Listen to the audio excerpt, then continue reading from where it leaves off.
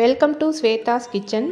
ஸ்வேதாஸ் கிச்சனில் Saturday vlog பார்க்கலாம் வாங்க. ஆஃப்டர்நூன் விலாக் தான். லஞ்சு செய்கிறத ஷேர் பண்ணுறேன். காலையில் பிரேக்ஃபாஸ்ட்லாம் முடிச்சுட்டு ஒரு பிரேக் எடுத்துகிட்ட பிறகு ஒரு 11:30 போல் லஞ்சு செய்யலான்ட்டு கிச்சனுக்கு வந்தேன். கிச்சனுக்கு ஃபஸ்ட்டு கழுவுன பாத்திரத்தை தான் நான் எப்போயுமே எடுத்து வைப்பேன். அதை எடுத்து வச்சா தான் அடுத்தது நம்ம கழுவி வைக்கிறதுக்கு ஃப்ரீயாக இருக்கும். அதுக்கப்புறம் லெமன் இருந்ததுனால லெமன் ஜூஸ் தான் போட்டு குடித்தேன். லெமன் ஜூஸில் கொஞ்சம் புதினா, இஞ்சி தட்டி போட்டு சுகர் சேர்த்து நம்ம ஃபில்ட்ரு பண்ணி குடிச்சோன்னா ரொம்பவே நல்லாயிருக்கும். புதினாவும் கொத்தமல்லியும் கொஞ்சம் அதிகமாக இருந்ததுனால இன்றைக்கி புதினா கொத்தமல்லி ரைஸ் தான் செஞ்சுருக்கேன்.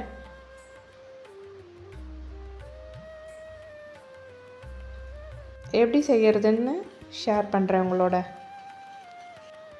லஞ்ச் பாக்ஸுக்கும் இதை செஞ்சு பேக் பண்ணி கொடுக்கலாம். ரொம்பவே நல்லாயிருக்கும். எப்பயுமே ஒரே மாதிரியே சாப்பிட்றதுக்கு இந்த மாதிரி வெரைட்டியாக செஞ்சு சாப்பிட்டா கொஞ்சம் நல்லாயிருக்கும். அதனால் நான் இன்றைக்கி அதை உங்களோட ஷேர் பண்ணுறேன்.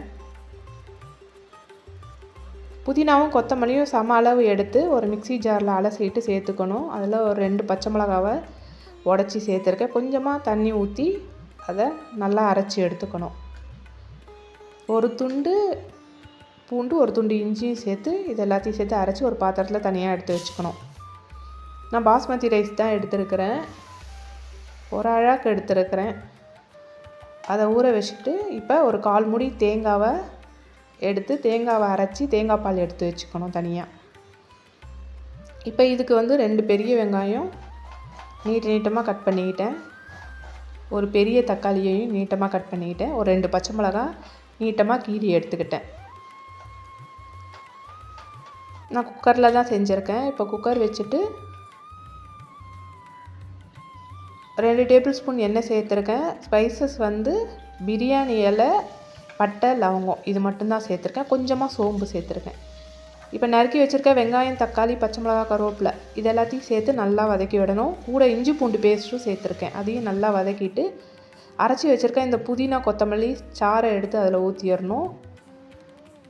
தேங்காய் பாலையும் அதில் ஊற்றிட்டு தேவையான அளவு உப்பு சேர்த்து ரெட் சில்லி பவுடர் கொஞ்சமாக சேர்த்துக்கணும். ஏன்னா நிறைய பச்சை மிளகாய் நம்ம புதினாலையும் சேர்த்துருக்கோம், வெங்காயத்துலேயும் சேர்த்துருக்கோம். உப்பு சேர்த்து கழுவி வச்சுருக்க அரிசியை அதில் சேர்த்து நம்ம மூடி போட்டுட்டு லோ ஃப்ளேமில் ஒரு 10 மினிட்ஸ் வச்சு எடுத்தோன்னா புதினா ரைஸ் ரெடி. ரொம்பவே நல்லாயிருக்கும். இதுக்கு எக்கு கூட பாயில் பண்ணி சாப்பிட்லாம், இல்லை ரைத்தா சாப்பிட்லாம், உருளைக்கிழங்கு ஃப்ரை சாப்பிட்லாம். எதுனாலும் நல்லாயிருக்கும். இதுக்கு ட்ரை பண்ணி பாருங்கள். தேங்க்யூ.